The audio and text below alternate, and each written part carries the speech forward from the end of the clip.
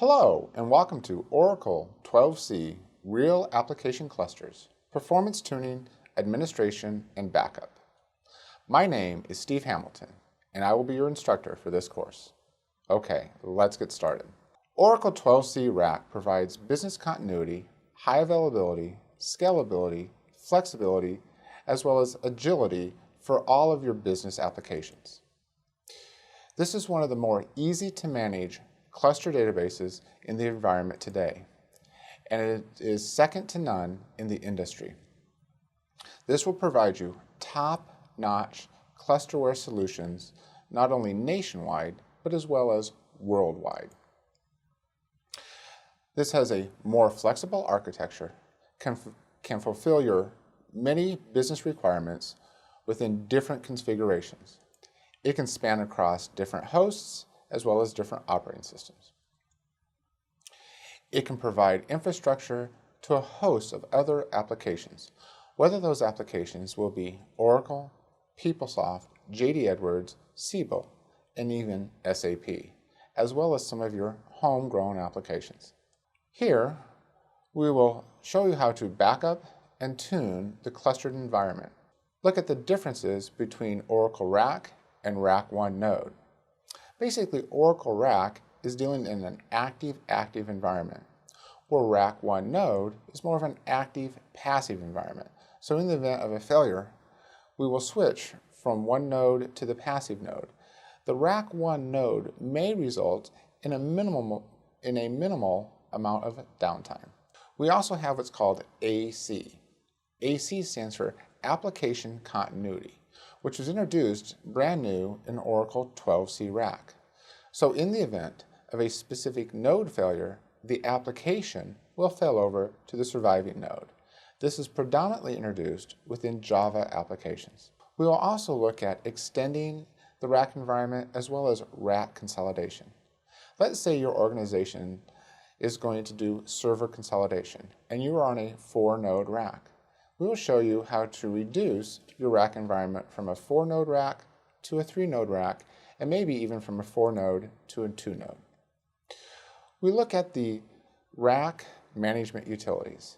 Those would be things like SRVCTL, which stands for Server Control. We have CRS Control, and some of the tuning advisors such as SQL Advisor, SQL Tuning Advisor, SQL Access Advisor, as well as real-time ADDM. ADDM stands for Automatic Database Diagnostic Monitor.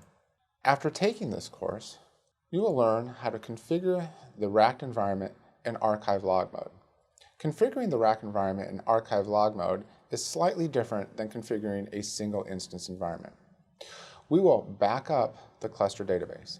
Our backup tool of choice will be RMAN. We will use the management utilities. The management utilities in a clustered environment will be SRVCTL as well as CRSCTL.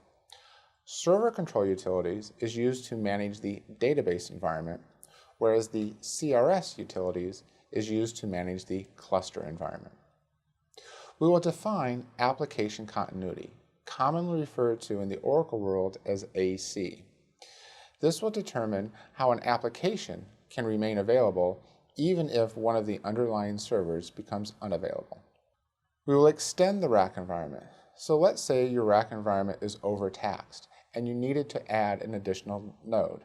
We will show you how to extend that RAC environment from a 2-node RAC or to a 3-node RAC.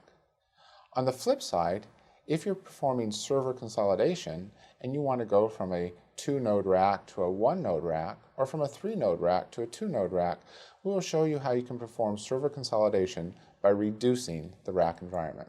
And then we will also look at the AWR reports. AWR stands for Automatic Workload Repository. This is a snapshot in time as far as what was occurring in your RAC environment.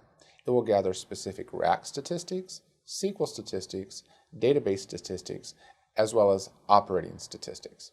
The prerequisites of this course would be at least a minimum of 1 year Oracle DBA experience, knowledge of the Oracle's database architecture, or have completed the following GoGo courses: Oracle 12c Database Administration 1 Part 1, Oracle 12c Database Administration 1 Part 2, 12c Database Administration 2 Part 1, as well as Database Administration 2 Part 2, and also the completion of Oracle 12c Real Application Clusters Installation and Configuration. The materials that you will need to download for this course will be the student guide, the exercise guide, the quiz guide, and the lab setup guide. Okay, let's get started.